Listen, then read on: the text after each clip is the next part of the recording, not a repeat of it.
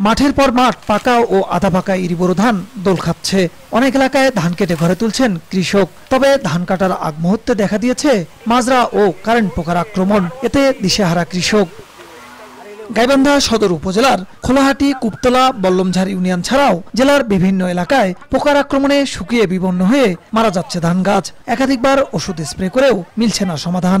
বিঘায় মনে করেন যদি আমরা 30 মণ ধান পাইতাম, কথাটা বলছেন সেই 30 মণের মধ্যে মনে করেন 10 মণও পাবে না। ধান একবারে ওটা ক্ষতি হয়ে গেছে কারেন্ট পোকায়। ওষুধ দিয়ে চেষ্টা করছি, সে ওষুধে কোনো কাজ হয়নি। কৃষকদের প্রয়োজনীয় পরামর্শ দিতে মাঠ পর্যায়ে কাজ চলছে বলে জানায় কৃষি বিভাগ। যে কোনো পরামর্শে বা যে কোনো সমস্যা তারা যেন আমাদের সাথে যোগাযোগ করে, সে ব্যাপারে আমরা মাঠে প্রচারণা সহ আমাদের যে গ্রুপ আছে, যে গ্রুপ 12টা গ্রুপ আছে, আমরা প্রতিনিয়ত আমাদের উপসহকারী কৃষি কর্মকর্তারা সেই গ্রুপে প্রতিনিয়ত তারা তাদের পরামর্শ দিয়ে আসতেছে। চলতি মৌসুমে জেলায় 1,29,000 20 হেক্টর জমিতে ইরিবোরো ধানের আবাদ হয়েছে। বিপ্লব ইসলাম, সময় সংবাদ, গাইবান্ধা।